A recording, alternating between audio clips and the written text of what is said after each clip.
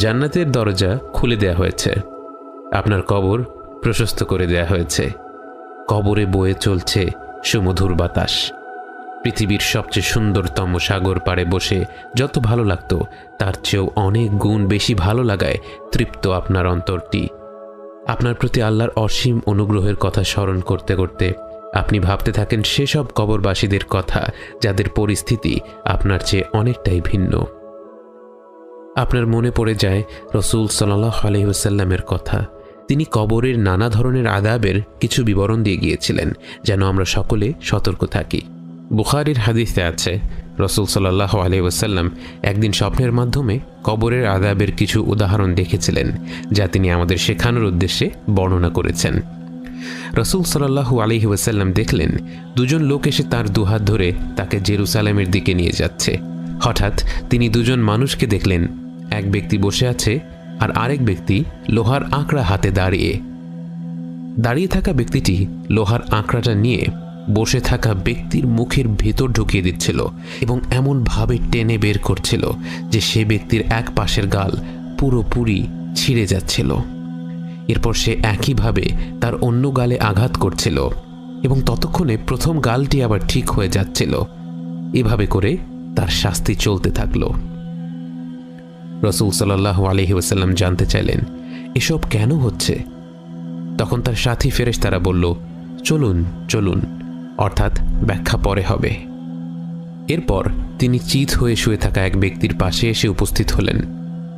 তার মাথার কাছে পাথর হাতে এক ব্যক্তি দাঁড়িয়ে পাথরটা দিয়ে তার মাথা চূর্ণ বিচূর্ণ করে দিচ্ছিল।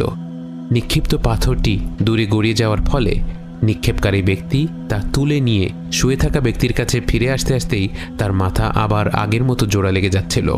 এভাবে বারবার তার মাথা ভেঙে চুরমার হতে লাগলো। রাসূল সাল্লাল্লাহু আলাইহি ওয়াসাল্লাম আবারও জিজ্ঞেস করলেন, এই লোকটি কে? ফেরেশতারা আবারও বলল, চলুন চলুন, অর্থাৎ ব্যাখ্যা পরে হবে। এরপর তারা একটি গর্তে পৌঁছলেন যা অনেকটা তন্দুরের মতো। গর্তের গভীরে আগুন জ্বলছিল।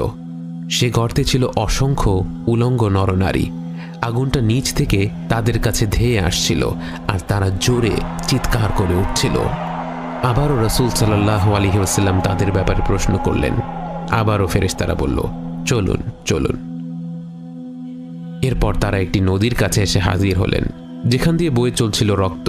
সে রক্তের নদীর মাঝখানে দাঁড়ানো ছিল একটি লোক। নদীর তীরে একজন দাঁড়িয়েছিল এবং তার সামনে ছিল একটি পাথর।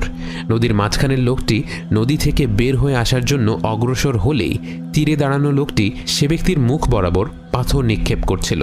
এতে সে আগের জায়গায় ফিরে যাচ্ছিল। এমনভাবে সে যতবার তীরে উঠে আসতে চেষ্টা করে ততবার সে ব্যক্তি তার মুখ বরাবর পাথর নিক্ষেপ করে আগের জায়গায় ফিরে যেতে বাধ্য করে। এরপর নবীজি সাল্লাল্লাহু আলাইহি ওয়াসাল্লাম আরও বেশ কিছু আশ্চর্য দৃশ্য দেখলেন এবং সবশেষে আবারও তিনি যা যা দেখলেন সেগুলোর ব্যাখ্যা জানতে চাইলেন।